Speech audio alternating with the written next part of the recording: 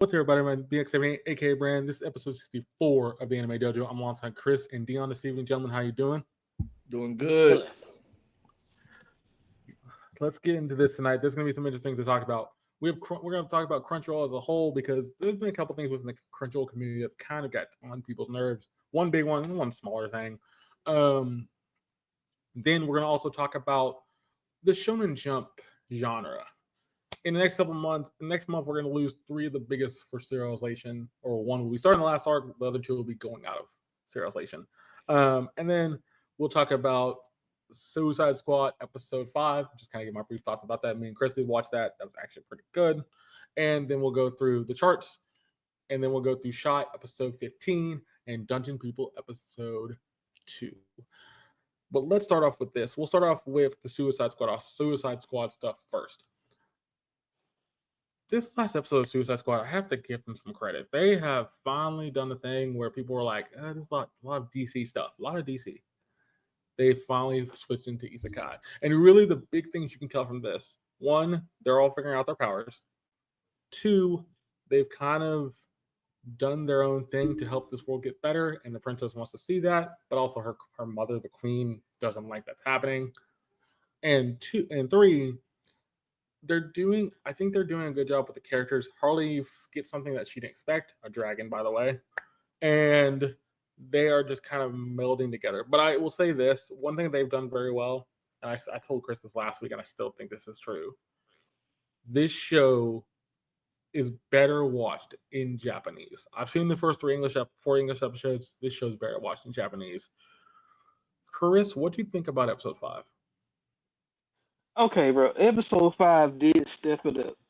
Like for me personally, they still have a lot to prove in order to really call themselves an anime. However, just like you were saying, with it being in Japanese, it does feel a little bit more like one. Now, coming into episode 5, bro, they are really like okay, like it's like the characters are deeply rooted in DC, but to see them act themselves out in the isekai world, this is what they're really starting to come into. Now, honestly, I'm glad they didn't do like Justice League isekai because that would have sucked balls. But I really don't. I really would have chosen a different group of heroes other than Suicide Squad too. But so far so good. Like I am going to finish watching it and see how it goes. But they still have a lot to prove. We are getting episode 6 on Thursday.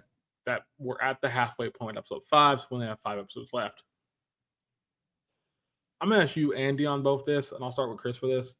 Who's your most favorite character so far, Chris? King Shark. Oh, okay. Explain. King Shark is dumb, bro. He don't care where he at or what he do. He just do it. And honestly, bro, when it comes to the world of isekai that they doing, he's the only one who's really sticking to character. Yeah, he is only the one sticking to character. That's true. That is very true. Deon, what about yourself? With the few episodes you have watched, I know you have to try to catch up. As of right now, my favorite would have to be Clayface. Oh, okay. Yeah. For one, his depiction as a character has always been like just downed. Like they always drag him. But this one, they still try to drag him. They still make him to be the goofy, nerdy castaway, like, leave in, or what do you call it? Shed in, leave out. Like, but he's actually the only reason why they are all still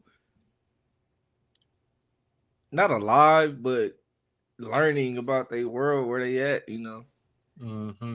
Mm-hmm. And yeah, it's kind of bold how they did them, and I think it was the second or third episode where my man's was gonna be out of there. Yep. I will say too, like before I get the characters I'm into the most, I will say it's funny. This episode they make a Game of Thrones reference. They also King Shark pretty much says somebody has a limb. Oh, dick, which I'm like, okay, that doesn't really make sense. Okay, fair enough. And on top of that all, it kind of feels like Harley is the most sympathetic, which is even more funny because Harley is probably the most crazy out of everybody, and yet she's the most sympathetic to the people of the world. Um, I my characters have to be either I think Harley and the front. Y'all mentioned King Shark and uh, Clayface. I have to give it to Peacemaker because Peacemaker doesn't fit this world at all, but yet he's the most sane at everybody. He probably has the most like sane stuff he's doing outside of the fact with the egg he's gonna fry it up and eat it. Shit, Harley didn't like that, but he's like, let's figure things out, let's do our stuff. But he also clashes with Deadshot so much. And it's just like, I all right, love that though. That okay, beef fair enough. between him and Deadshot, that's Yeah, amazing. it's just funny because they're like two of the same type of one like guns, the other like guns, and they just want to be these like two masculine men. And it's like, okay, fair enough. Yeah, All right. although I do believe Deadshot takes the cake for me. Like, Yeah, he's my second favorite character, and then Harley. So Peacemaker. Sorry, bro. fair Well, enough. I might be being biased, but I don't like Peacemaker for the movie, the actual movie.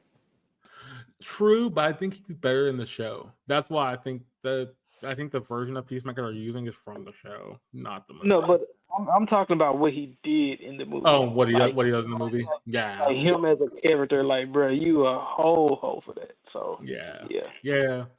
I can't Um, seem to let that go. I'm gonna ask you this, Chris. What would you rate episode 5? 6.2. Okay, okay. Based on what you said, is there anything you would add to that?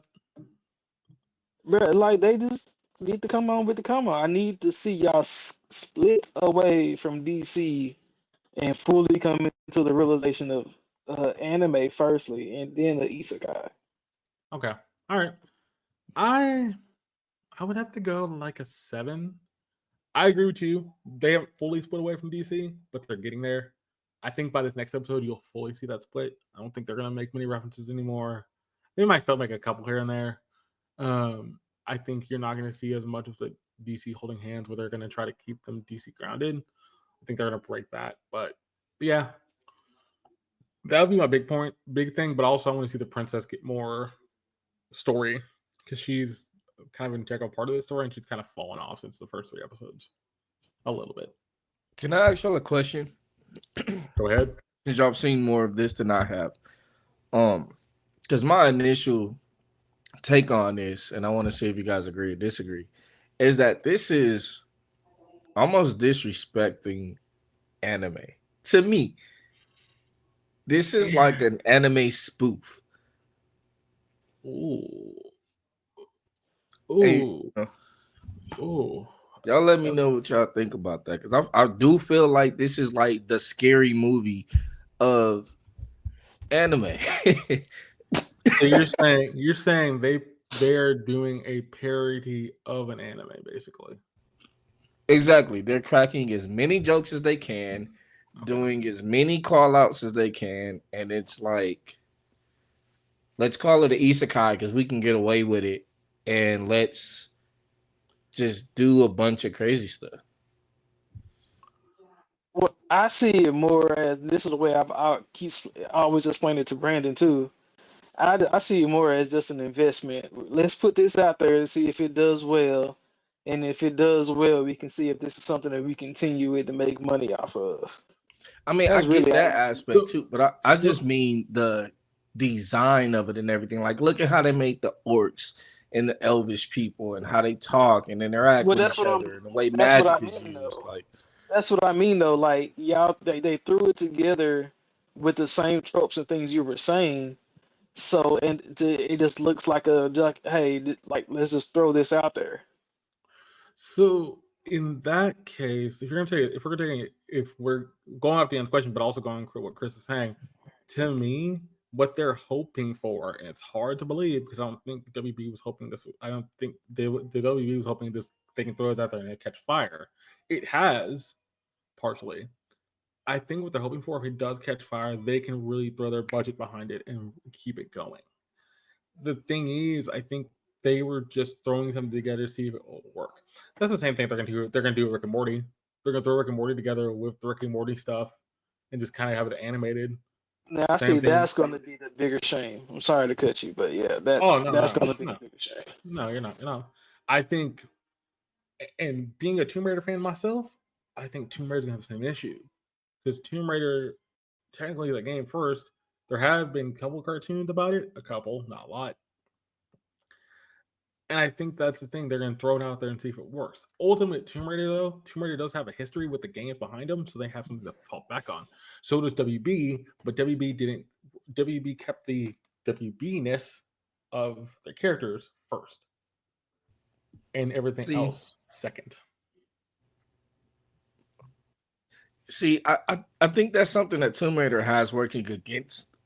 I mean, for them, is the fact that they don't have a popular animated adaptation. Correct. So you can pretty much just make this version and have it laid out and do whatever, which I feel like works against I always want to say Harley Quinn, but I guess it's not Harley Quinn, even though it is the Suicide Squad and Rick and Morty, because it's already a very heavy and popular animated show. Yeah.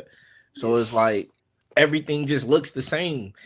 But also on that note too, Deon, I'm sorry to cut you off, by the way. Also on that note, if we're gonna go down that route, I think Rick and Morty also has that same problem because it has an animated show to try to compete against. Bro, like, absolutely.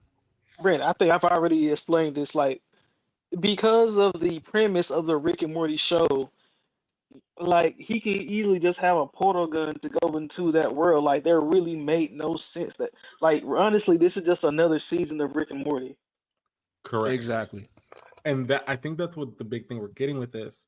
And we'll move on to Crunchyroll in a second. But I think the thing to close us off on is the fact that WB just threw out something in the water and hope it was going to work. They did not think it was. They did not think it was actually going to stick. And I think now they're seeing, with where it's in the charts, it is 7 in the charts right now. It's in the top 10. It's actually not doing terribly. It was in the top 4 in the first part of the season. So ultimately, it's doing what it needs to do. I only think it's going to end up being a thing of, after 10 episodes, we get an announcement at the end of that season going, or doing a second season, we're doing a double core, whatever that's going to be, because it's doing well enough. I think my problem with it is not that it's a bad show. Mm-hmm. It's just that it's being called an anime. And I think that's my problem with it. Yeah, if you didn't call, and it's all three have that problem, I think, a little bit.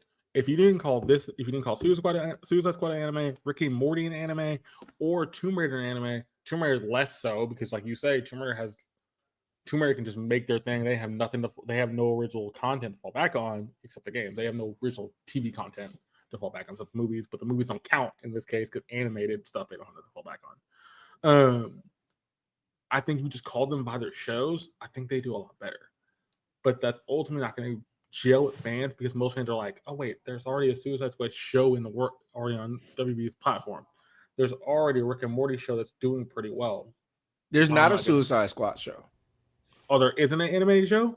No, it's Harley Quinn. Oh, yeah, that's right. It's just Harley, not the Suicide. Okay, that's fair. So if they would have just made this Suicide Squad, trapped in a new dimension or something, like, it would have been all right. Yeah. Okay. All right. Fair enough. Make it English straightforward. Yeah. Although I know you said you prefer the Japanese version. Yeah. But let me ask you this. Do you guys think that these popular names is actually killing Crunchyroll?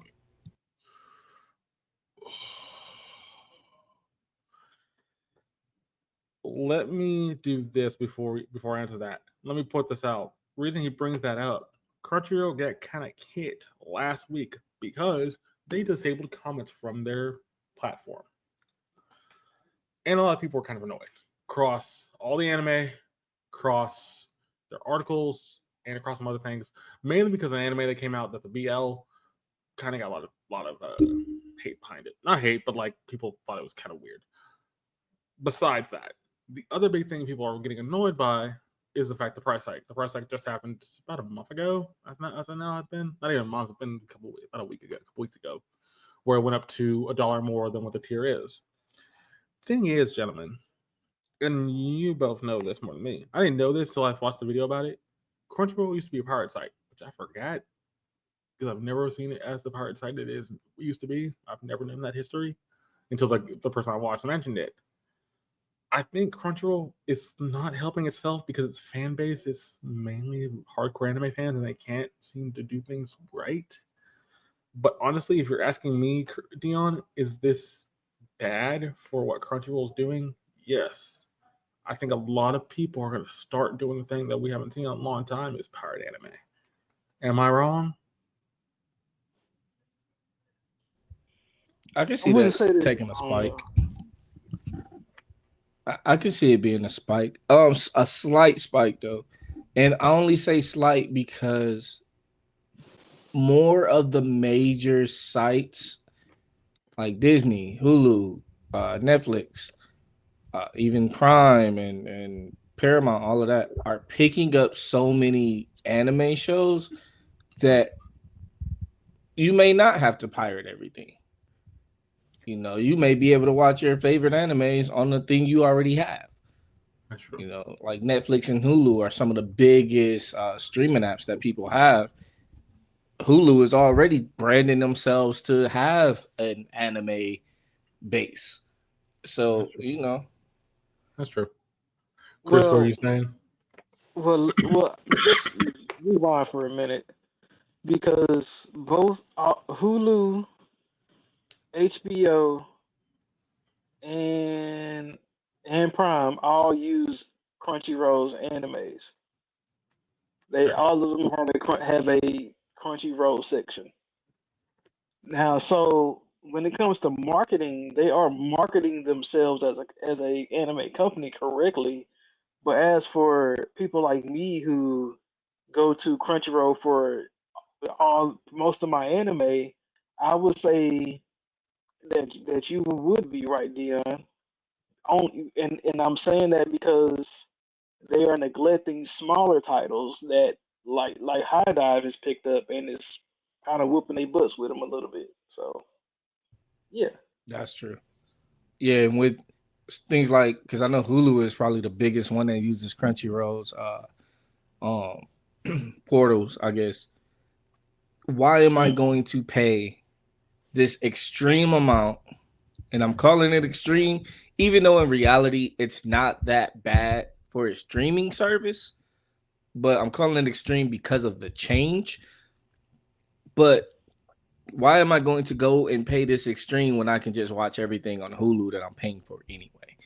And then I can pick up High Dive that's half the price and Yes. be able to watch all the other stuff. So, and it's a thing where it's gonna get interesting. 11, like you say, $11 is nothing comparatively not a lot, but for a streaming service, that's a lot. A lot of people are gonna be like, if you have 3 streaming services you can follow, say 11, 5, and 10, that's $26 a month, roughly, give or take a couple cents or two. But it feels like with Crunchyroll, they have all this anime. And then also at some point, they've taken away things too. We lost Food Wars. We lost all of Food Wars on Crunchyroll, which was kind of random because it's like, But why? we didn't lose all of Food Wars, but we did lose the first A couple two seasons, seasons. right? Yeah, we lost the first 2 Yes. seasons, which is kind of like, why? What was that about? On the flip side of that coin, too, I think the thing is, one with the comment stuff, I get it. People have bad taste. People say bad things in comments. I'm not gonna be like overly upset about that. But technically, somebody brought it up. Crunchyroll makes like something like $1 billion or something. Also, they're owned by Sony. You could have moderators and chats to get weed out the bad comments and things. If Ultimately, I'm too. being, Go I'm ahead. sorry, but if I'm being perfectly honest, being in a industry now, $1 billion really isn't a lot. No, it isn't. It technically isn't. Which that's why I'm like, okay, I can see why. But I think the other side of the coin is when you're the monopoly who probably has almost a 2/3 of the market for anime, you kind of have to do better by your fans before they start leaving. And I do agree with Deon too. I don't think the jump's going to be super high to people leaving Crunchyroll. It's going to be a slight jump. But also, like Chris said, when High Dive is doing stuff a little bit better for certain shows, where you can go to Netflix and find pretty much everything else, or even Hulu, that's better than keeping Crunchyroll around. And yet, everything on Crunchyroll is some older stuff on there that you probably can't find in other places, but you can find a tape collection or something if you really want to find it. You could buy it yourself. Am I saying Crunchyroll is doing everything wrong? No. Do I think Crunchyroll needs to do better by their fan bases? By the fan base? Yeah. Well, I think that's going to be the big thing. I think a lot of people are just kind of annoyed by how Crunchyroll handles things. And you could have handled things better with like getting rid of comments and things. You could have handled things better about the price hike. You could have handled things better about this, that, and the other. But for them, they're just probably trying to see what they can do comparatively to make their make more money, but also give us a decent amount of content. The downside is, I think, to this, and I can know it from my experience, Game Pass for Xbox went up to $19.99. Ultimately, a lot of people are annoyed about that because the fact of the matter is, you've raised it 3 times in the past 6 months. year. Yeah, like a year, less than a year, less than 6 months, something like that. And yet, that's not helped your fan base. A lot of your fan base is like, why? Secondly, you've added a new tier. And thirdly, that new tier, you can't get day one games. So, yeah, what's the point of not having? You have to have Ultimate. That's the only way you get day one games, including Cold War or including Black Ops 6. I ultimately think the thing is, if it was me, I would probably just, if you had the ability, buy your physical media and just keep it that way for anime.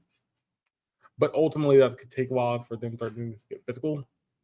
But also, on that same coin, we're not too sure what Crunchyroll's full plan is later on. Because ultimately, I think the other thing Crunchyroll could have done very easily, they need to add some features that High Dive have in the sense of like video playback, things they could do to make the site more appealing and other things like that. But that's just me. That is a good point. Like, update your user interface.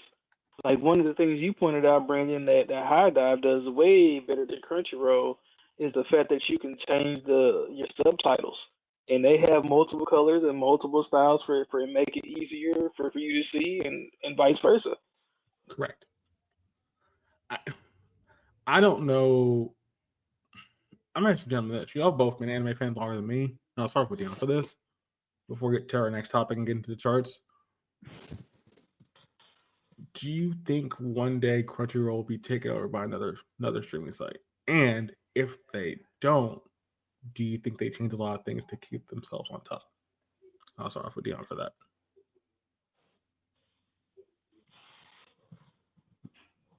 Or I'll start over Chris. Yeah. Okay, man. So,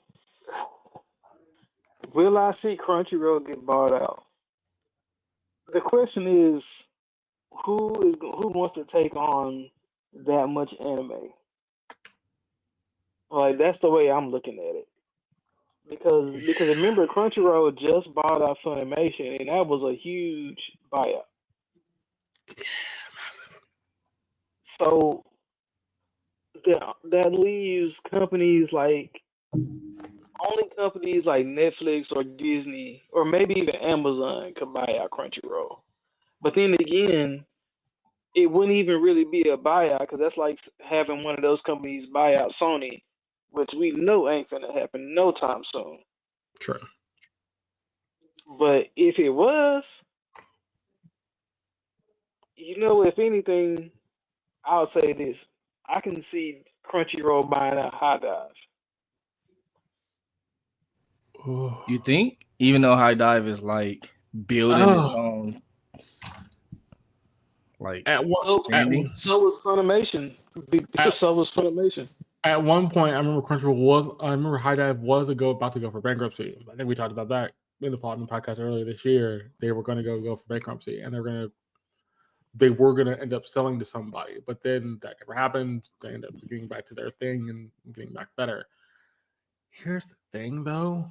If they did that, Chris, they would have to change the whole way they run how they run Crunchyroll, because you're gaining a lot of adult anime at that point.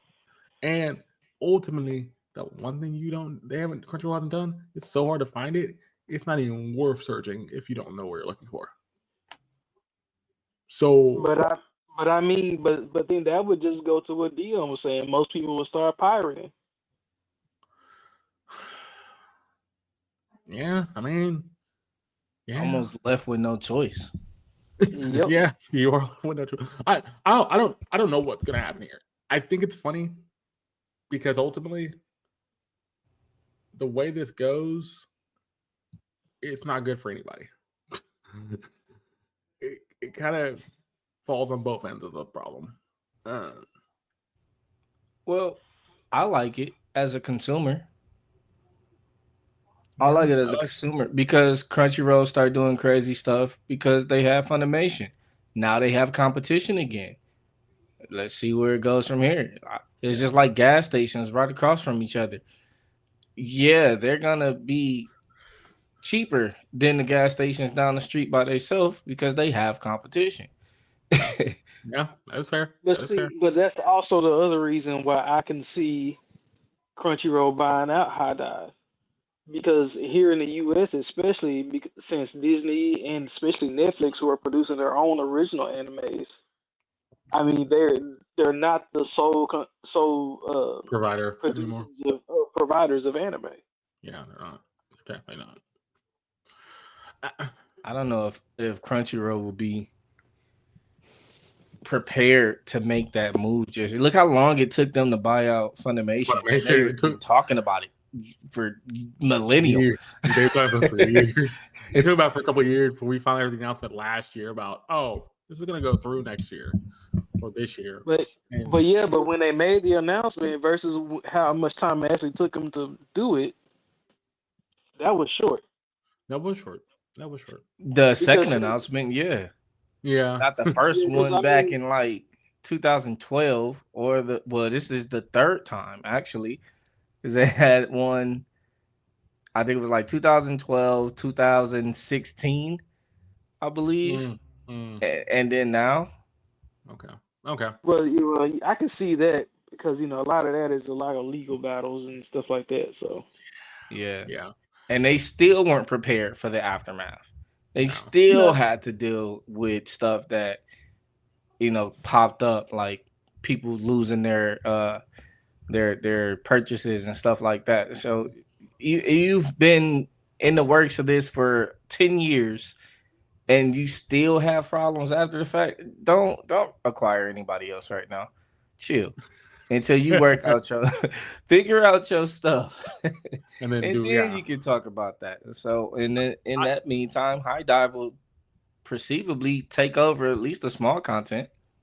I will say this I don't think will kill fans of Crunchyroll. I don't think it will, but I think it's going to be something where people are going to be like, I'll take a step back and look at what I'm seeing. Ultimately, it depends what you want to do with your anime, how you want to watch it. Honestly, I've said if you're looking for more current stuff, you have Netflix, you have Hulu, you have High Dive. If you're looking for more old stuff, Crunchyroll is your best bet for that, for the most part. Or Pirate. Outside. Yeah. No. I'm not going to condone that, but sadly. No, you should definitely not go and watch things like what comes after 8 type of animes, because it is very wrong. Yeah. And I mean, they give you everything, it's user friendly. I think the thing is minimal pop-ups. Very minimal. And if you have a good blocker and IPN, that doesn't even matter. I mean, but it's not good. I think the thing is, it's funny where, and it was something else somebody talked about, the Crunchyroll Awards. I'm not getting into this, but they mentioned the fact that Crunchyroll does the awards and the people doing the awards are not really anime fans. Yeah, even Crunchyroll don't like that they do anime. I think they are not the kind of like anime fans like the people watching are who have Crunchyroll. Some are, some aren't. I'm not gonna say everybody isn't. But that's a whole different kind of worms because if you're not passionate about the thing you're making, why are you doing it? But let me know in the comments what you're. That moolah. Yeah, money. Me and Deon on the same page. Yeah, money. Yeah, that's not. That's gonna first word out of y'all mouth. But let me know what y'all think in the comments because ultimately, I don't think the situation is gonna go anywhere. It's still gonna be around, but I think it's to be lessened because they're gonna be like, "Oh, here's all these new anime we're gonna do." So people are gonna be kind of left not talking about it much because they're throwing us new things. I'll tell you what, though. I'll make a statement and then I'll move on from this. Okay, go ahead. The price is not what's going to shut down Crunchyroll. Nope. It's their ability to keep up with the other streaming services as far as what the clientele is demanding. Correct. More mature content, a way to feed out this content. They have did the change with the profile, so that was good. But if they don't keep up with these type of like, I guess, changes or growths, that's where they'll lose out. High Dive's stepping their game up with their system is being very, very user friendly, and Crunchyroll is getting a little meddled since they got Funimation's content. It's kind of all over the place and jungled, and it's sloppy. Oh yeah, absolutely. It is a thing. It is a weird topic, and going off that topic, so I'm gonna roll into this. So as of August 5th, we're losing My Hero Academia in the manga form. We're in the last season of One Piece in August as well. We're losing also one more anime. I forget the last anime that we're losing. But what does all three of those anime have in common? They're all shonen jumps.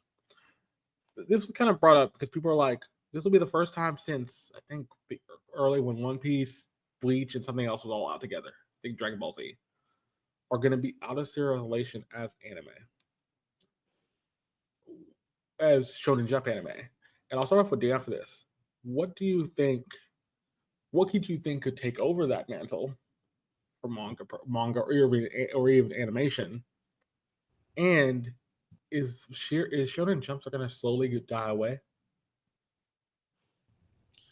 I'll speak to the first question. Nothing can take over those mantles. Oh, nothing. Especially things like DBZ, One Piece. Nothing can wash them down. I mean, look at Bleach, how quiet Bleach was, and then immediately when they came back, the populace grew for them immediately, new and old followers. Yeah. Nothing can take those places. Do I feel like we're going to get new hard hitters? I mean, we've already got some. Look at JJK, even though that's getting ready to end. Stuff like that. MASH, unfortunately. But you get stuff like that are newer. Yeah, newer. And they're going to be able to take that mantle. It all depends on how well some of these newer shows do, the Elusive Samurai, stuff like that. Because we're getting a lot of shows straight from manga. Yes, we are. And we haven't gotten that before. The manga's not nowhere near finished when we get an anime. Now we're getting anime once the manga has been ran for like I mean, look at Kaiju number 8. That manga was almost finished before we got, at least the first series of it was almost finished before we even got one episode. Same with Solo Leveling. Solo Leveling, same thing. Books before it started.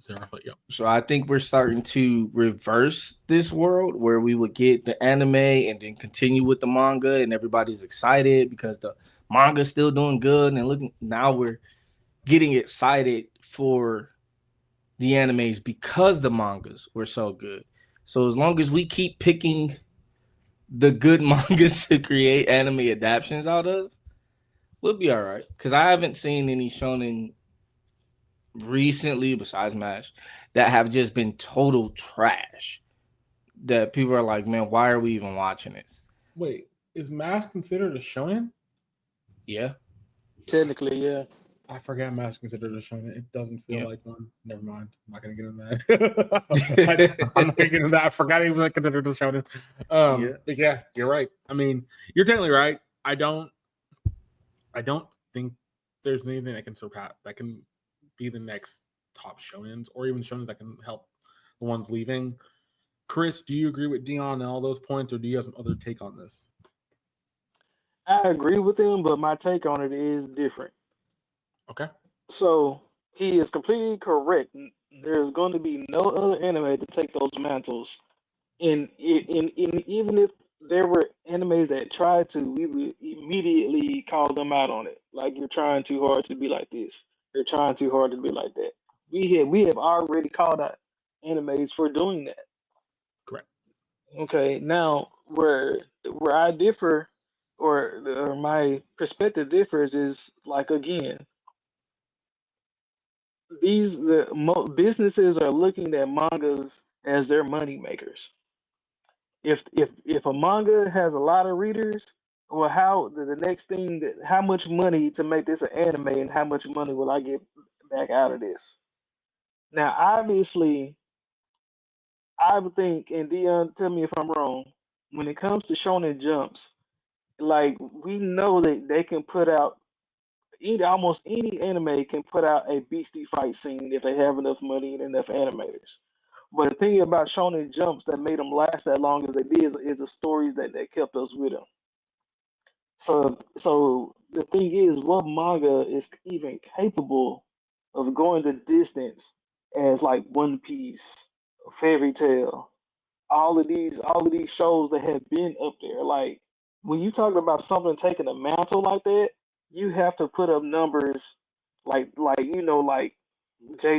Firstly, My Hero, you got to beat them, and then you got to get older with it, and then you got to beat Fairy Tail, you got to beat DBZ, and then you get into the god tiers like Bleach, the Dragon Ball Super and everything that broke rules and changed levels of media.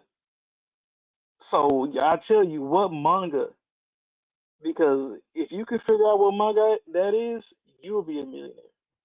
That's how Well, that works. I think you have to look at it more of a overall perspective of what a shonen jump is, because yeah, we always consider the big hitters, you know, One Piece, Bleach, even Hunter x Hunter, or I always say the X, sorry guys, but stuff like that. But we also forget about the ones who mangas weren't that long, like Fist of the North Star and Mm.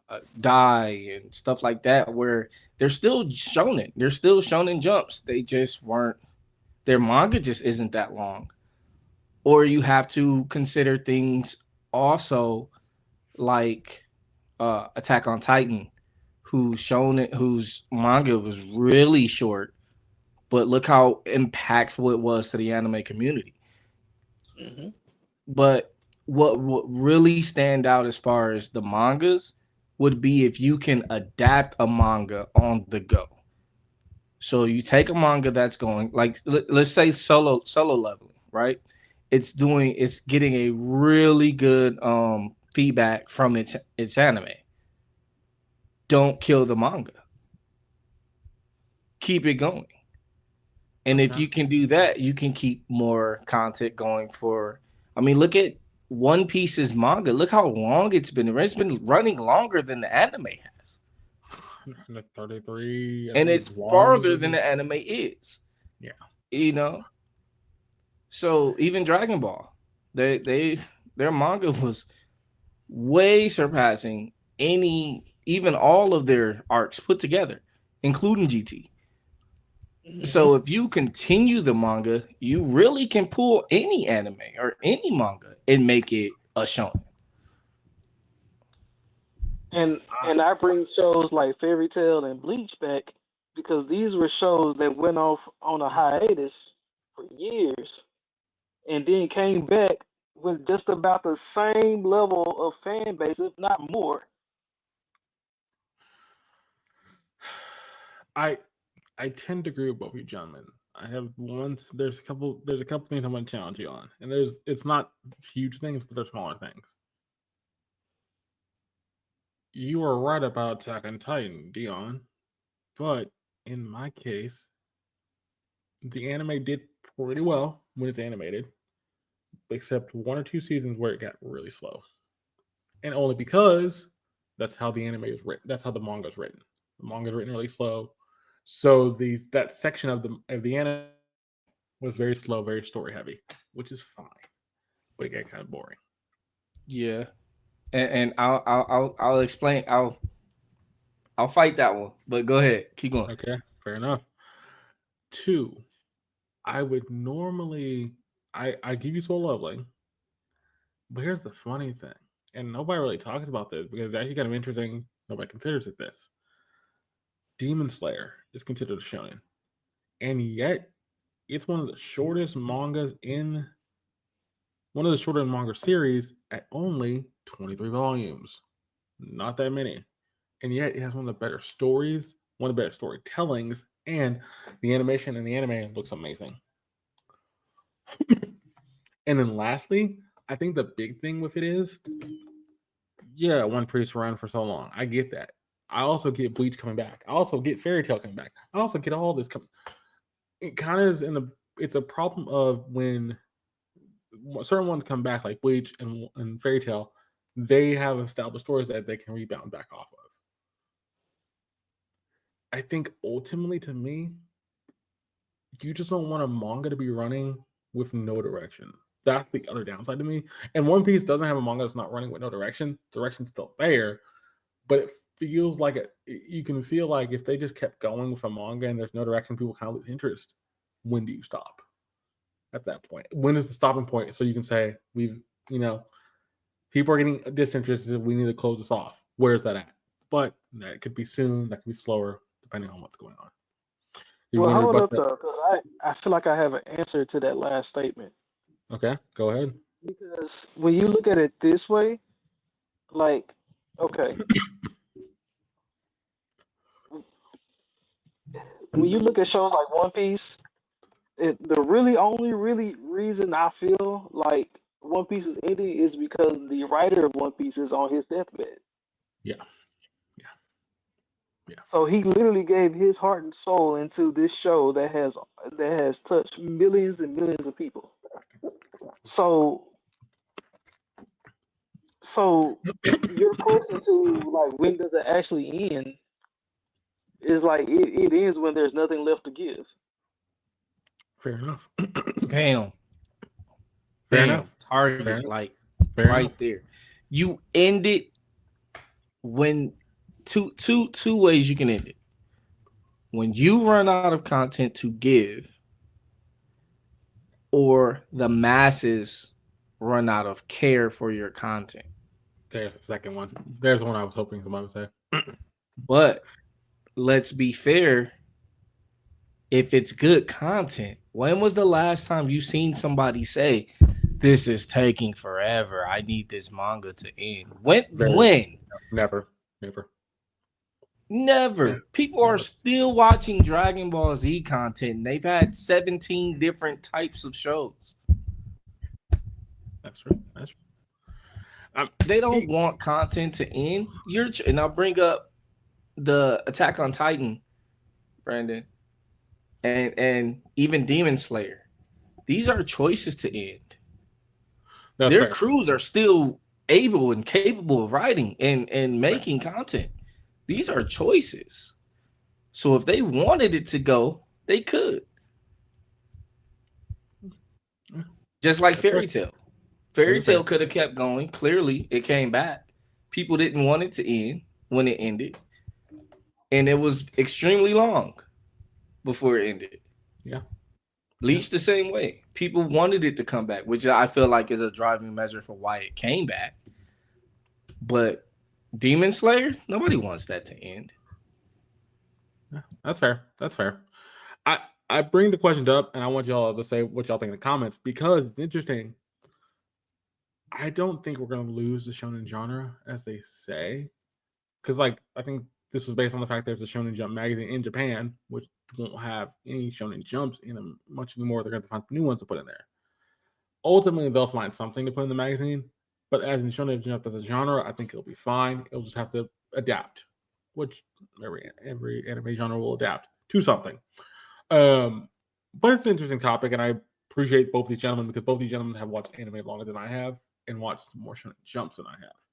Not the hugest fan of Shonen Jumps. I've watched Attack on Titan. I watched a little bit of DBZ. I have seen all of Demon Slayer, vice versa, Soul Leveling, all that kind of stuff. But at the same point, I don't have the history of like somebody want to go watch Dragon Ball Z all the way through. One Piece. I want to watch One Piece all the way through. That's when they do the full like cut down version of it. But like those are the small, like those are the things where would I go back and watch the original One Piece all the way through? No, because that's not just that beat. Can I ask you something, B? Go ahead. Have you seen JoJo's? Yes, I have. I've seen JoJo's Bizarre Adventure. All of them?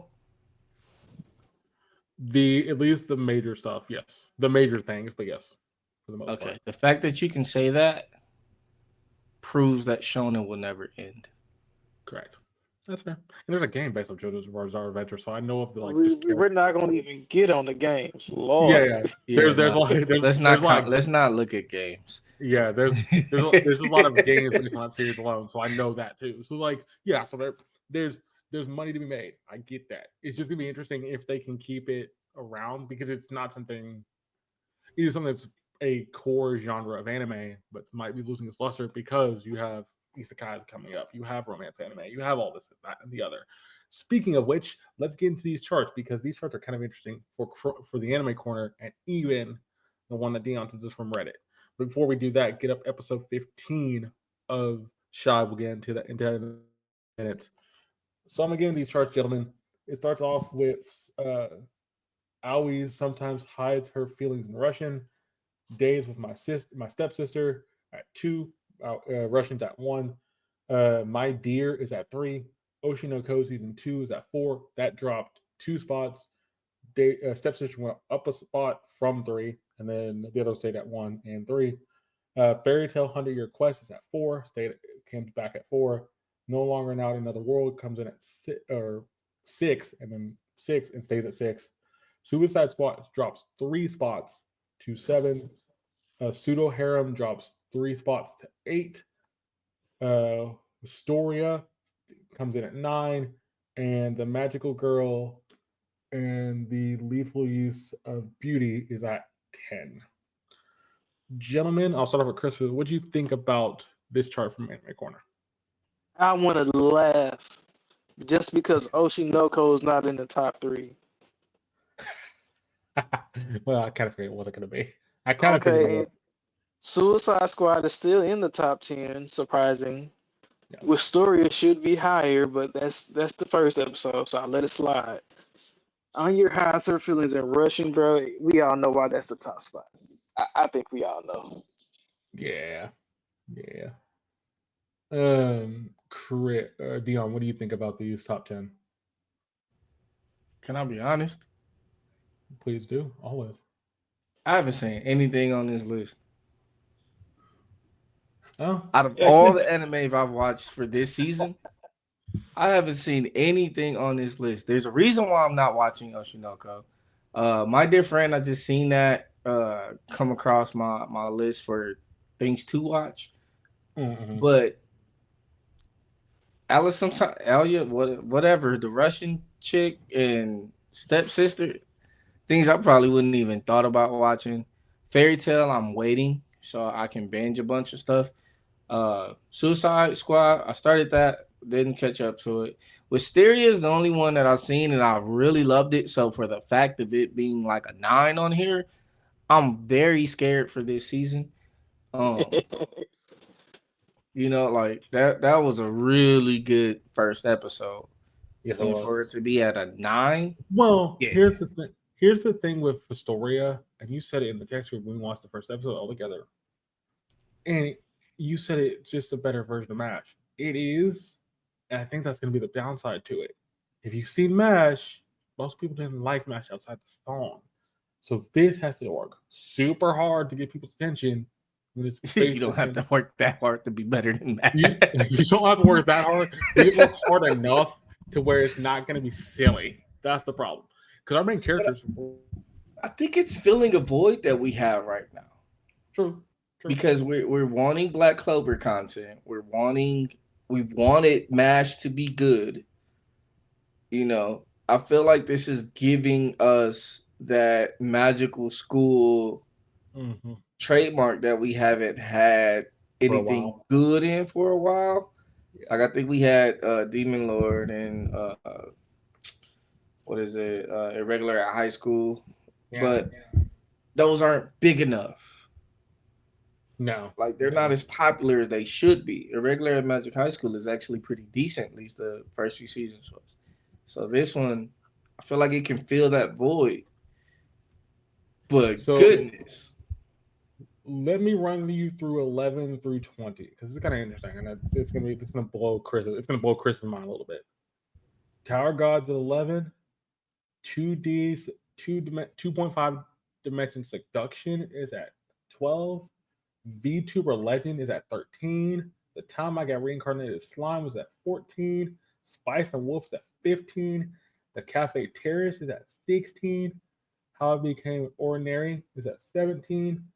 The Strongest Magic in the Demon Lord's Army, or the Strongest Magician in the Demon Lord's Army was a Human at 18. The Elusive Samurai is at 19. And the Same Party is at 20. Here's the thing, gentlemen. I'll put it to you this way. Think about the fact that you have Tower God 2.5 Seduction and VTuber Legend. Tower God's been already out for a bit because this is the second season. I did not expect 2.5 Seduction and VTuber Legend to be behind it. That's the last two shows I would have thought of. Yeah. And we're funny good stuff this season. And I love both of them. I think both are awesome, which is kind of sad to say. Because that tells me Spice and Wolf and Reincarnate's going to have a hard time trying to get up in the top 10. This also tells me you're going to have a hard time when you leave Elusive Samurai, which I watched the first two episodes of. It's kind of weird. Kind of weird, but it works. I parry everything's at 21. Like 21? Yeah. Shy is at 29, which doesn't surprise me. A little bit, but also no. My Wife Who Has No Emotions at 27. Yeah, this is going to be some season if it's not. Plus Size L, which I also enjoy, is at 35. Dungeon People's at 36, which shouldn't be there.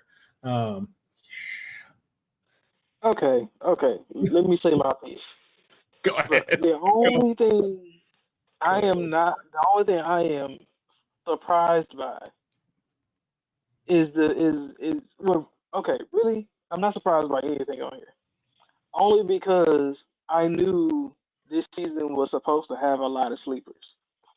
These ones that's in the top 10, I'm not surprised by at all.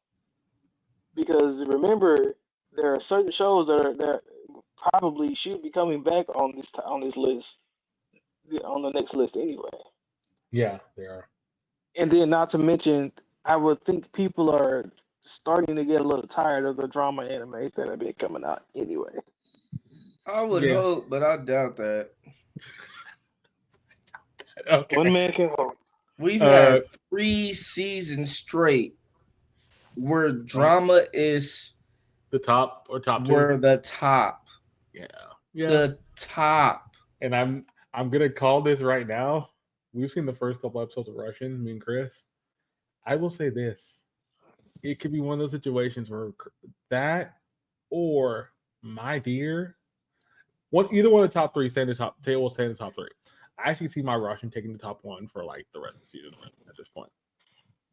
Because it's just that interesting, but it's also just that drama spaced. I mean, it would be very hard to knock one of these drama 3 off. The only ones that have really done it is like when JJK was out, when Bleach was out, and and Solo Leveling did it like 1 week. Yep. So, Yep. like, Yep. it's gonna be hard to knock these out. Chris, go ahead and talk about the other chart because I want to see if this other chart was kind of insane. Now, this other chart I think is more realistic. So for number one, we have My Dear Friend, the Little Dear One. Number two is Oshinoko. 3 is Tower of God. 4 is Anya Hides Her Feelings in Russian. 5 is the Montagati series. 6 is Pseudo Harem. 7 is Spice and Wolf. 8 is Restoria. 9 is No Longer Allowed in Another World. 10 is That Time I Got Reincarnated as a Slime. And everything now, let's see, like the ones now 2.5 dimensional seduction is 15. VTuber Ledger is 16. Let's see, where's I Parry Everything is 19.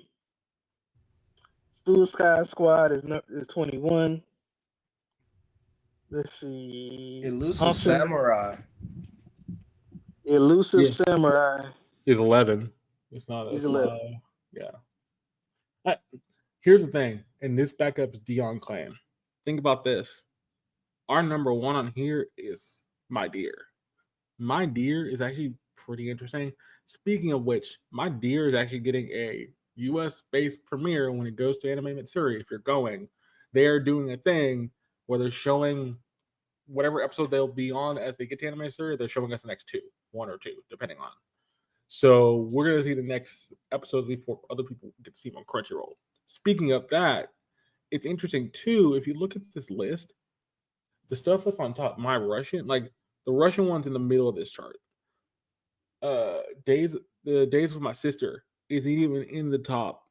Like it's number 13. So it's I think it kind of interesting. And I think Deon will be happy about this. Suicide Squad is 21. Comparatively, Suicide Squad on here Makes a lot more sense. is 7. So a lot of people aren't watching Suicide Squad as much as people are just watching random.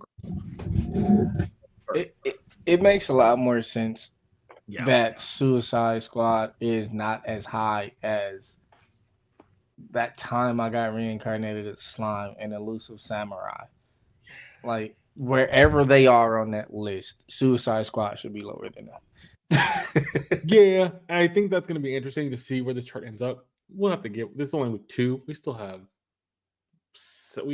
10 more weeks to go. By week 6 or 7, this might solidify. If it does, seeing where it ends up ultimately. Like this is gonna be one By of those the things way, where. Go ahead.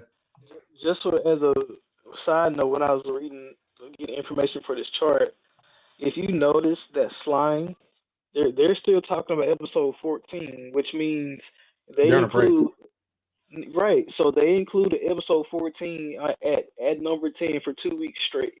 That means Yeah, the last week's episode of Slime beat out everything that's under it. yeah. Same And with it raised up 2 spots in this one. correct. Same with I think Yes. Yokohama's Family is continuing on here, but it's like lower down on the anime corner list. Fable's continuing, but it's lower down the anime corner list. So yeah, there's a lot of ones that kind of continued, even though they probably shouldn't have.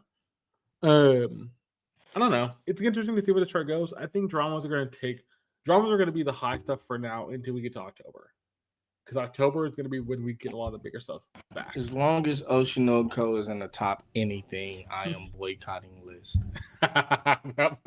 Fair enough. There's a reason behind that. Oddly enough, it's a reason because he watched the first season and he got kind of traumatized. I read the manga. And also read the manga, partially traumatized. But let's get into Shy episode 15. I have to give Shy credit. They have picked this up finally a little bit, and they've done a very good job. We'll get into it. In a second, I will say 3, 2, 1, and then we get going. Gentlemen, you ready? Let's go.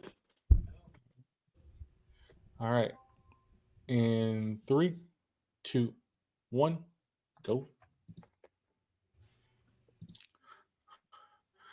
I will say this: out of everything I've watched so far this season, there's no banger song of the season yet. I'll put that to you. I'll say that.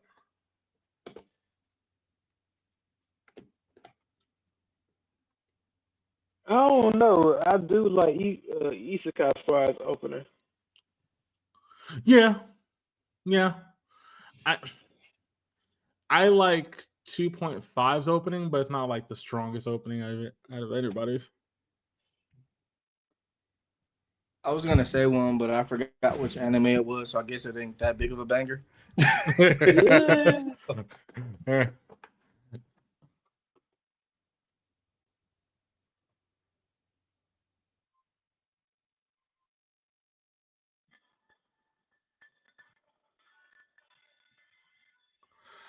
I will give him credit for this one because it has that rock tone, but it also has a little bit of a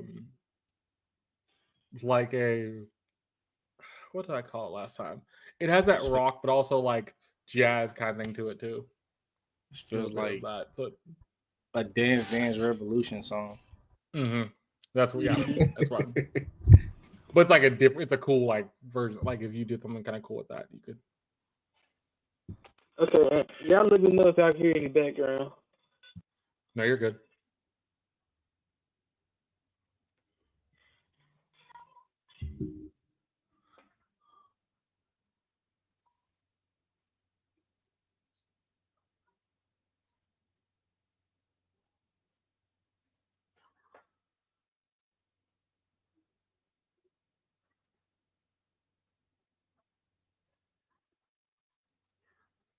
Well, I didn't see that the first time. Cherry Blossom Bliss. I did not see that the first time. I forgot that was.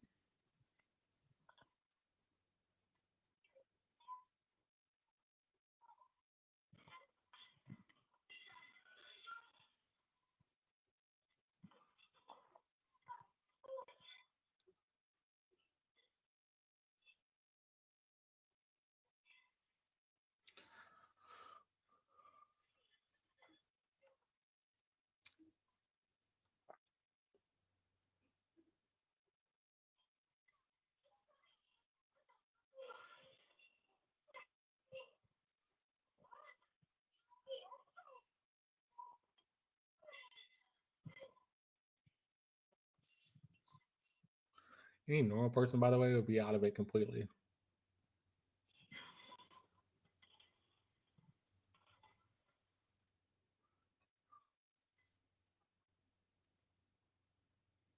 This slang is funny though.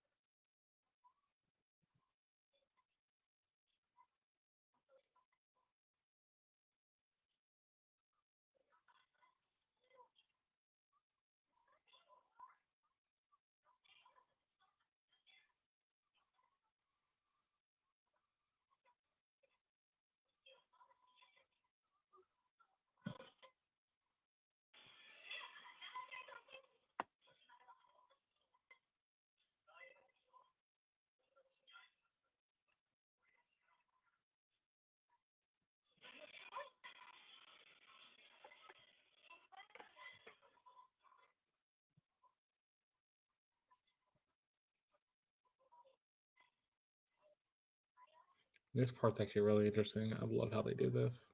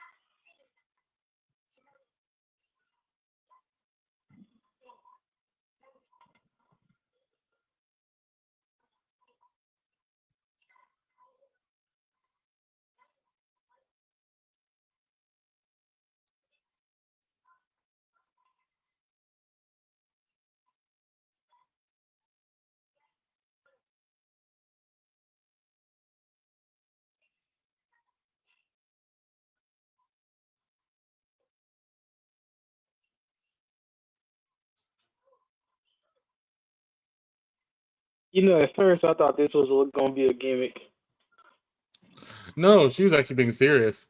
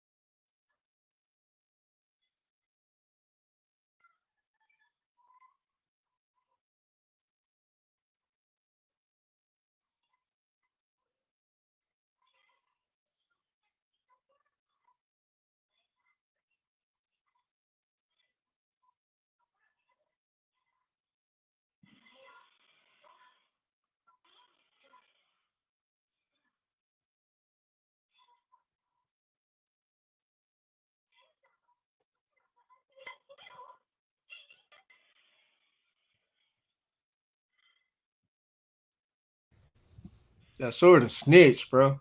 That's sword and everything. That's what I said the first time too.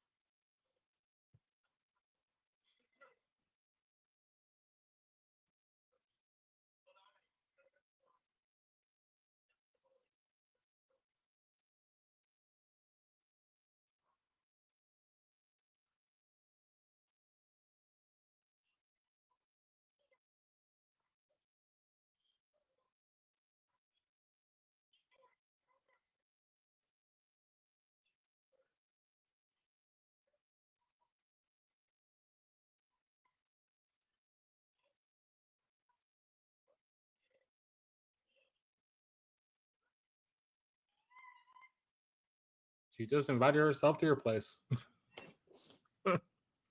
It ain't no way somebody can invite themselves into my house. I mean, Only a shinobi. yeah, I'm saying only Shinobi probably can do that. I'm legally around with it. He better be like old girl from Bleach. That's all I got to say. Hey, that's my wife you're talking about. Hey man, you got one in the house. Yeah, I take that one off your hands. They're one and the same.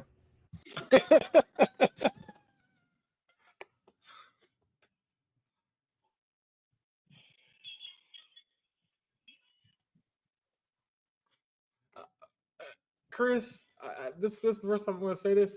He's watching a show about pizza that's with shrimp on it, and he's a shrimp. Yeah, That is kind of weird, isn't it? that's pretty messed up. Okay, so I didn't know it the first time when I was like, when I watching, we were watching this thing. Wait, what? And they say shrimp. I'm like, oh, yeah.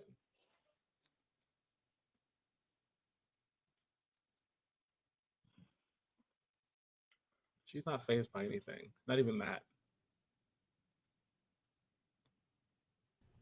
That's because the sword is a snitch. Yeah. Yep.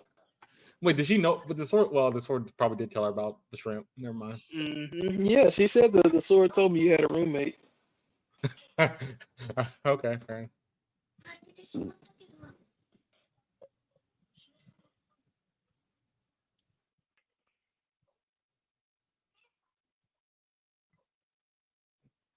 Wait. That I didn't know that line was actually a thing. Okay, fair enough. I didn't remember that line either.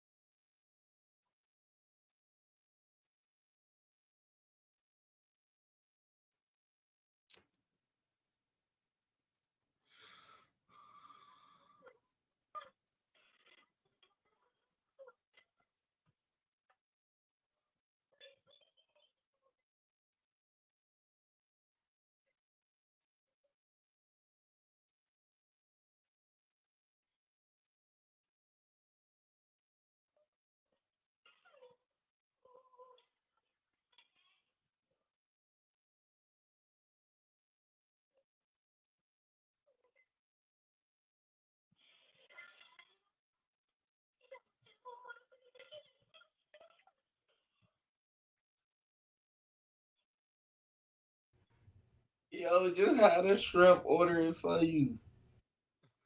Actually, that could be a thing. She could have the shrimp order for you. That is fair. Absolutely. The shrimp can talk, so it doesn't. It wouldn't matter. Like all you need is his voice.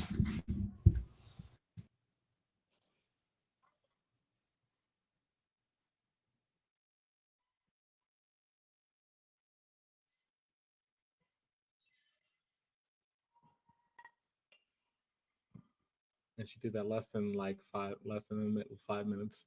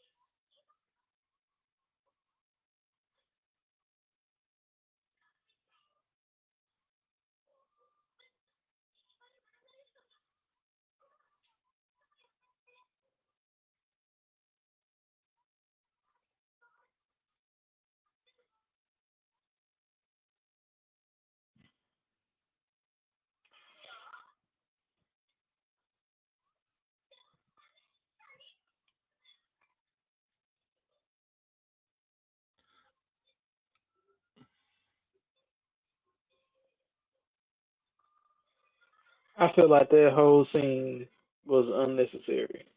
But okay. Hmm. Hmm. Okay.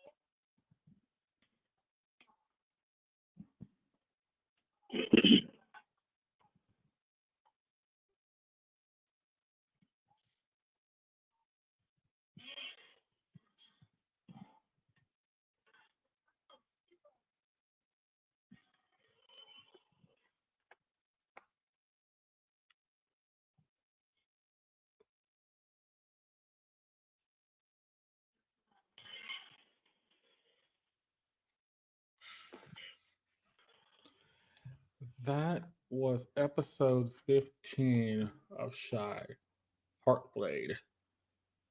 I'll make this short and sweet very easily. So this first half is basically recapping stuff we saw from last episode.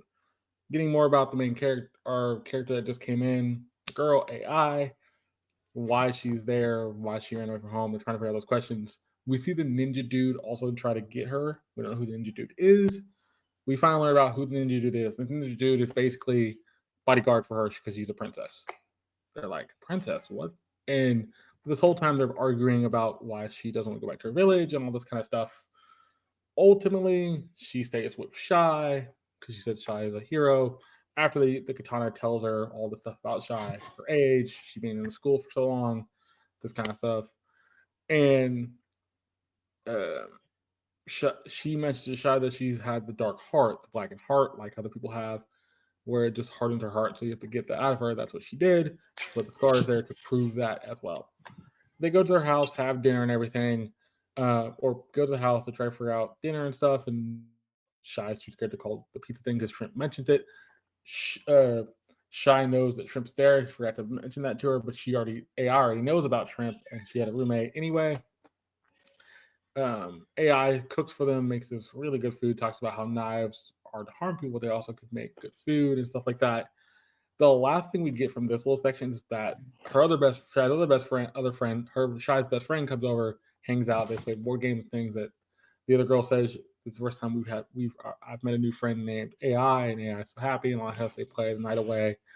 And then we get the true reason why AI is doing what she's doing. She's going after um, Sigma's group, and not specifically Sigma, but specifically the girl that's in Sigma that has the other blade, because the other blade cries out for it that they're two in the same.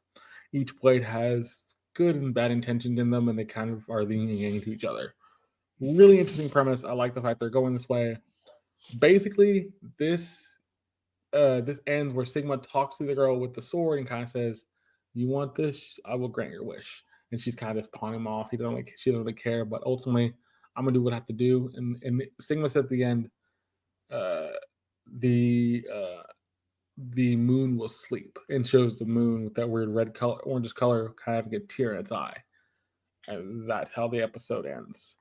I'm gonna start off for Chris for this. Chris, what do you think about this episode? Okay, so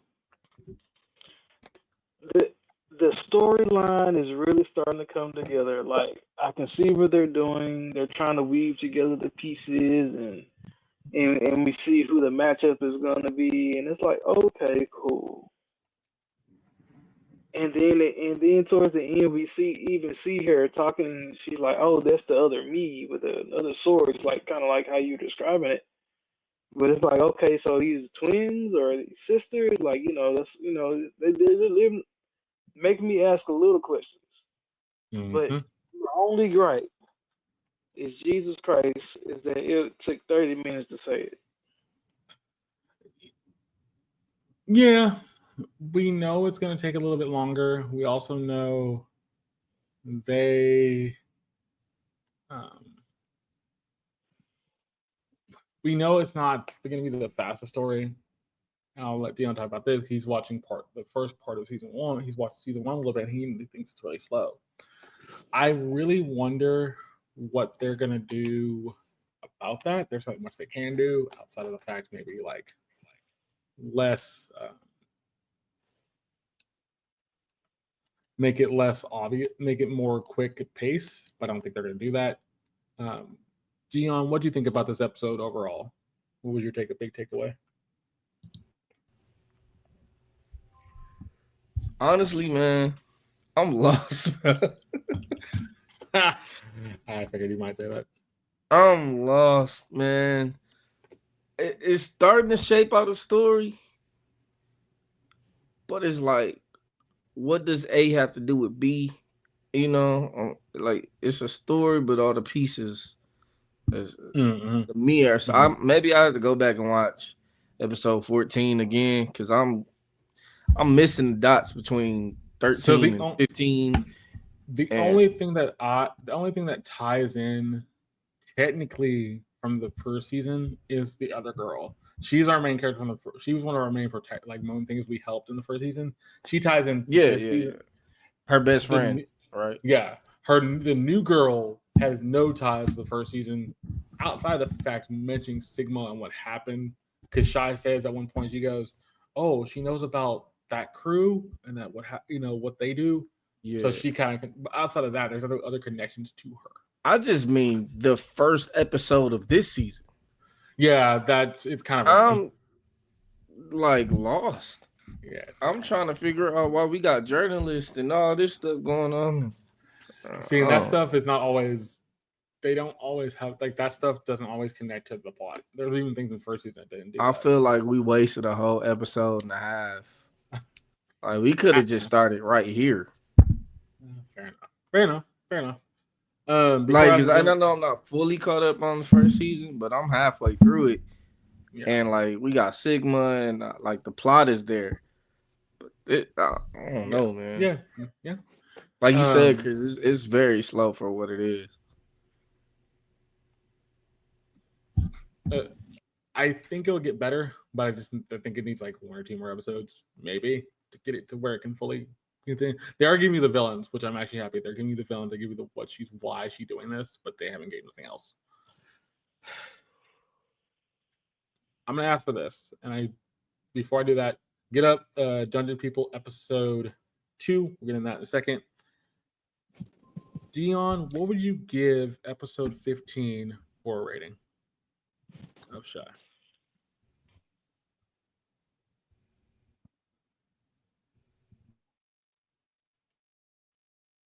Or Chris, either one of y'all.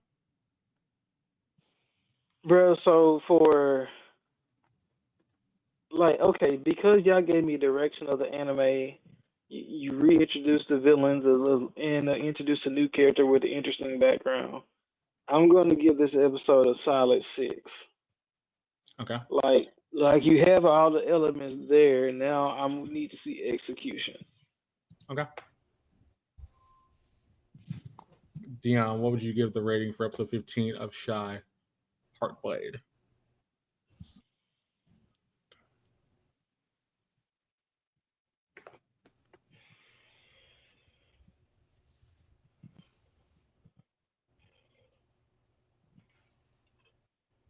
I feel like Deon would probably give this somewhere like a 3 or a 2. Only because, just like he said, he was kind of lost. I'm close to that. Yeah, I can see that. It is weird. I do like the story though. The way the story is shaping out for the princess character.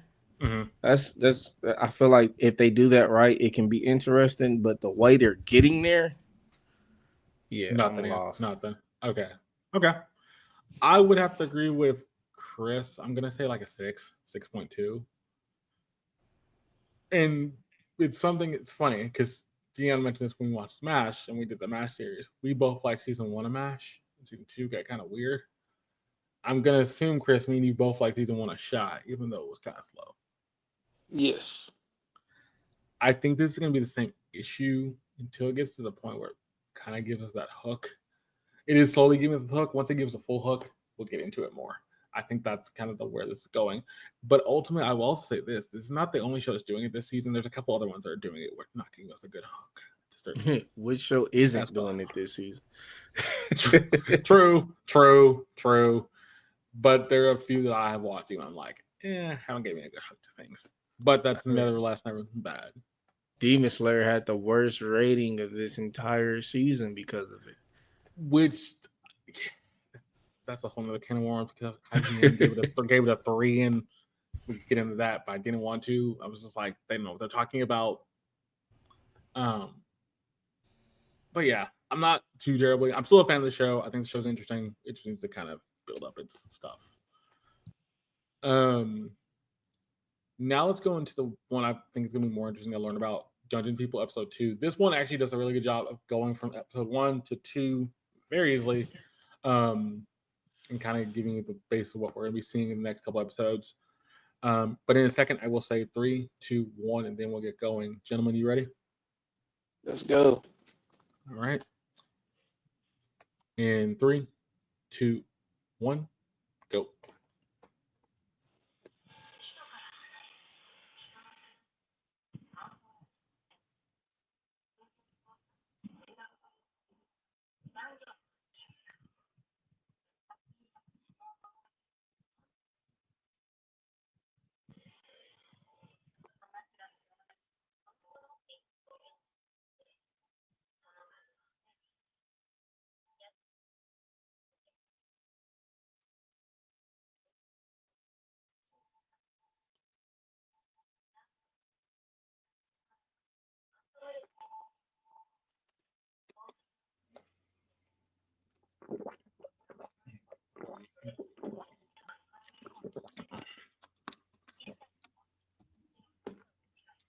How do you... I wonder how you're recording a dungeon back then.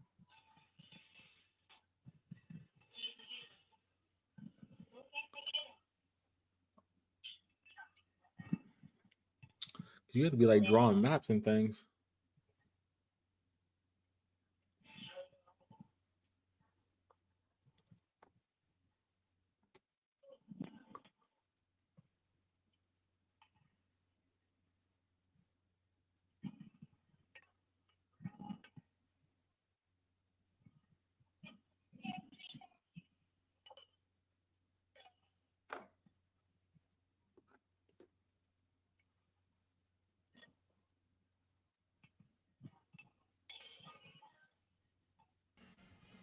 Very 90s nostalgic theme.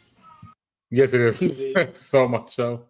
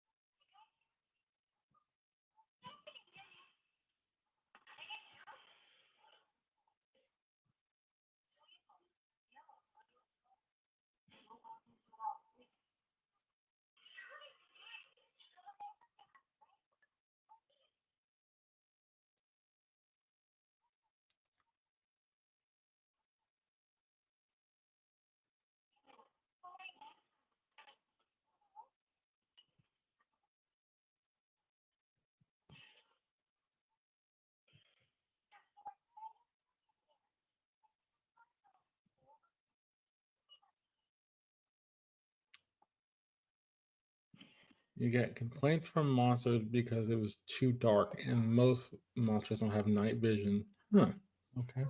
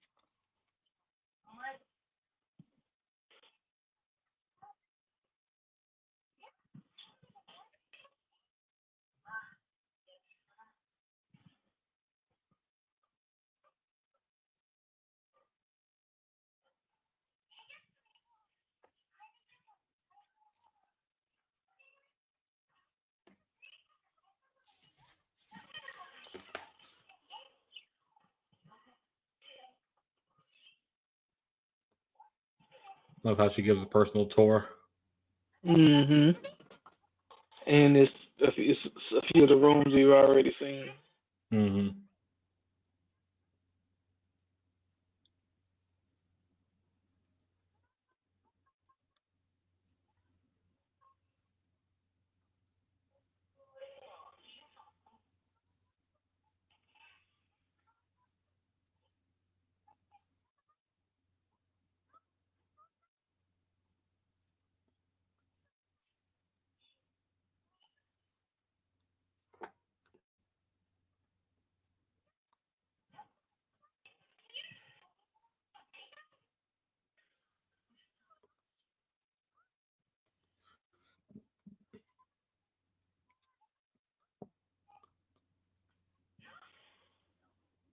Talk about reading the fine print. Eating the what? Oh, okay. So you can eat the dead. Okay, that's disgusting. You waste nothing. You do waste nothing. That's right. You do end up just it's.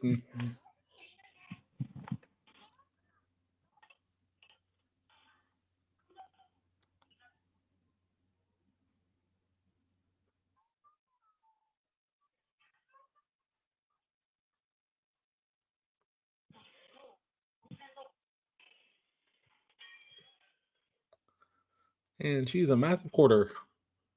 Massive order. Extremist. Like this is kind of bad.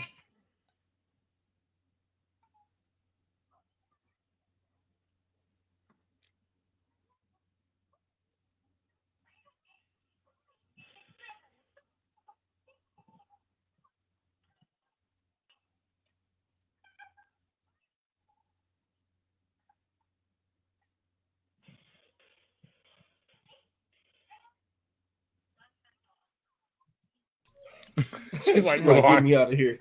Get going. We'll be here all day.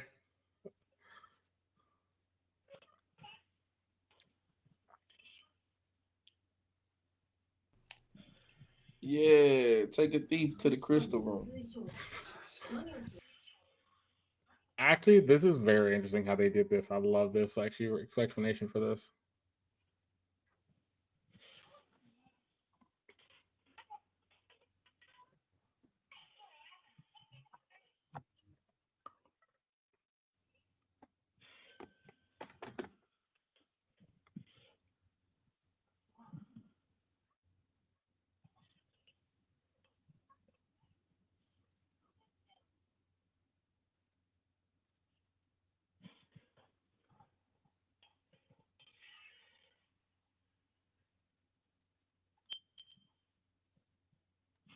The same ones from Monsters.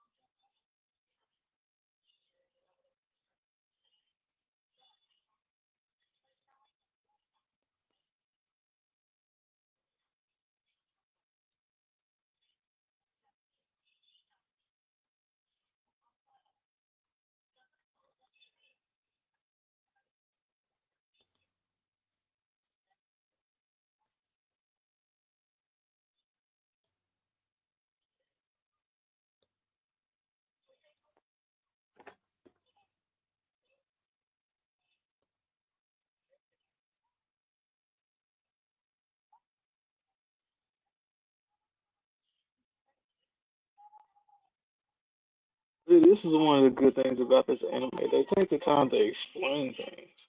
Yep. Yeah. And make it make sense. It's not It just made sense. random Yep. facts.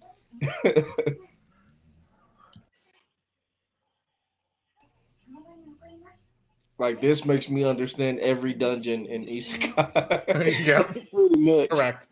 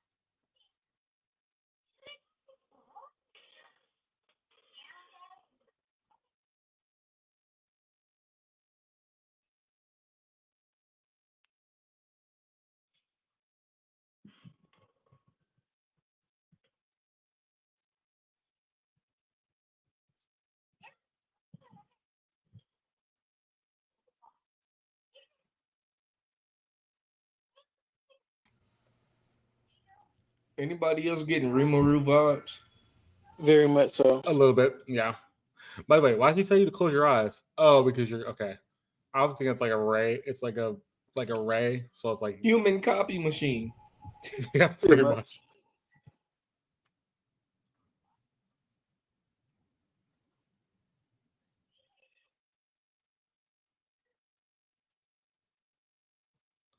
So your real body is in the stone, and your copy is made.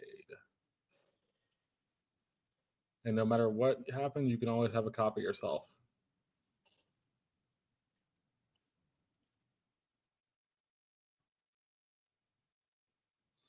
And it's fitting that they chose the belly button. Yep. But what if she had an Audi? Yeah, still gonna go in. Just might hurt. Actually, probably when you feel it, you're out. Doesn't really matter.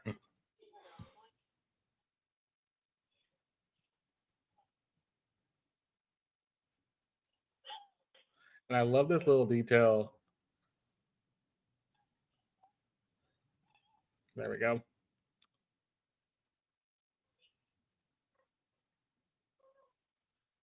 Correct.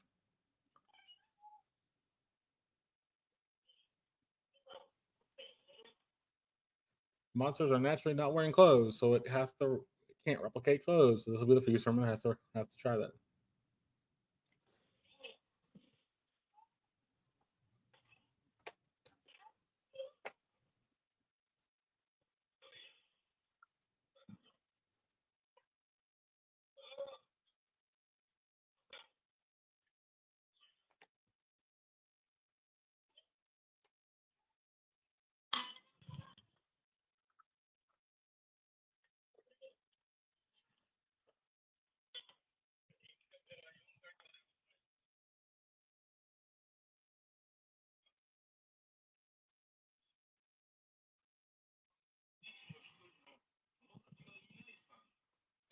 That's right. They said it before I could. That's rude. It's kind of rude.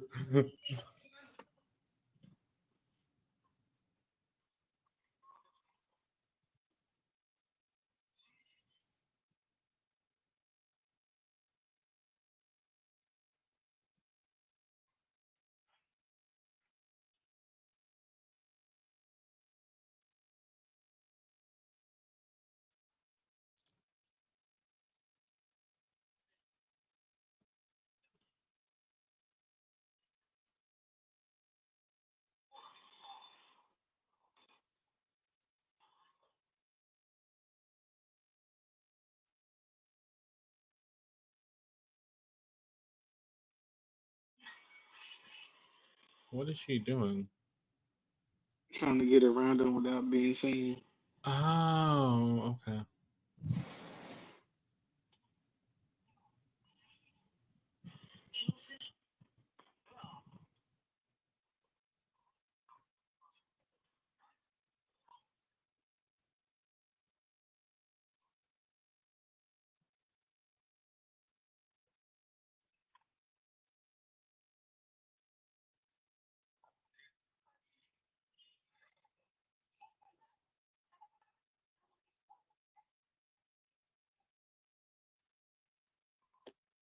I love how this dungeon's also advanced, but they're having mirror talks like this.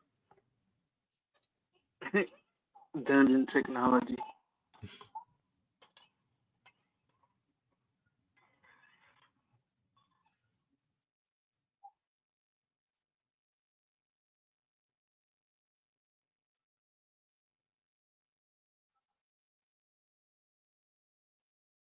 Oh, they're refilling the chest where they found the herb. So her job right now is to restock the chest that they Yep. found. Yep. Yep. That's dope to see this, like behind the scenes. I'm very completed. She's moving around.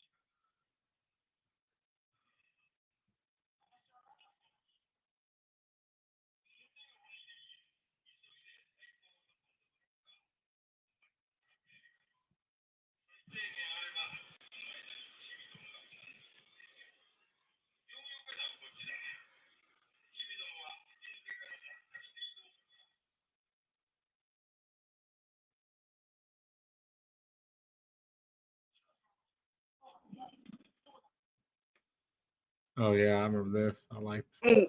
This was funny. This was super funny.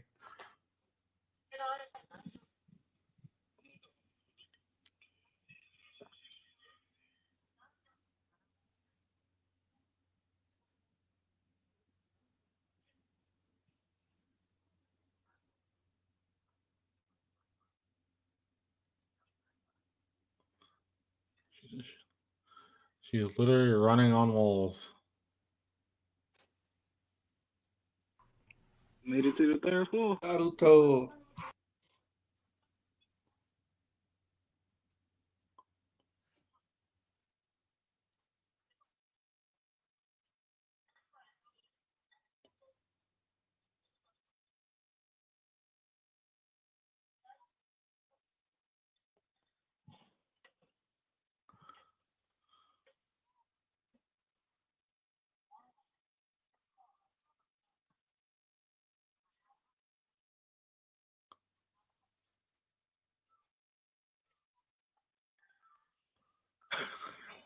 And they're like, And then one gets a crush. Not, I'm about to say, not the rocks falling in love. the rock rapping.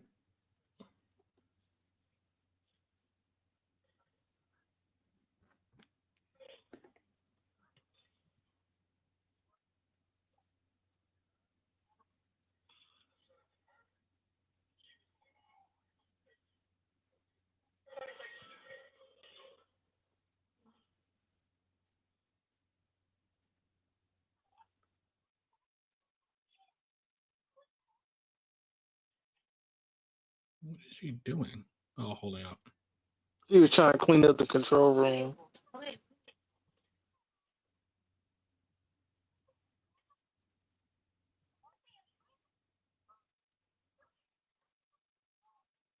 All the frogs tried to do it and they jumped off.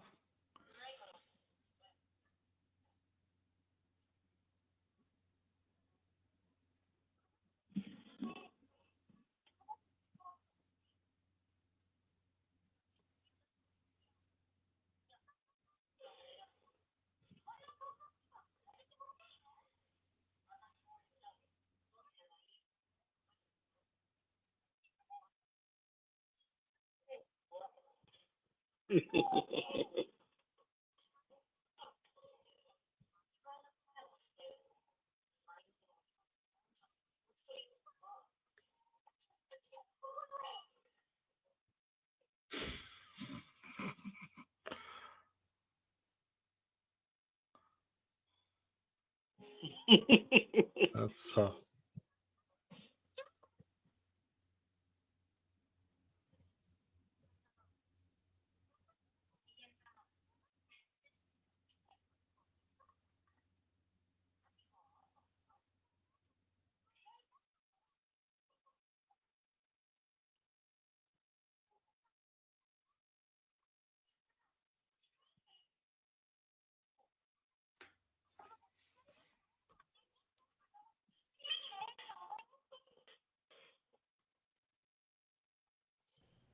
Oh, that's cute.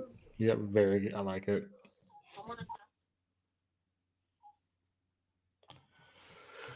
That was Dungeon People episode 2, starting work in the dungeon.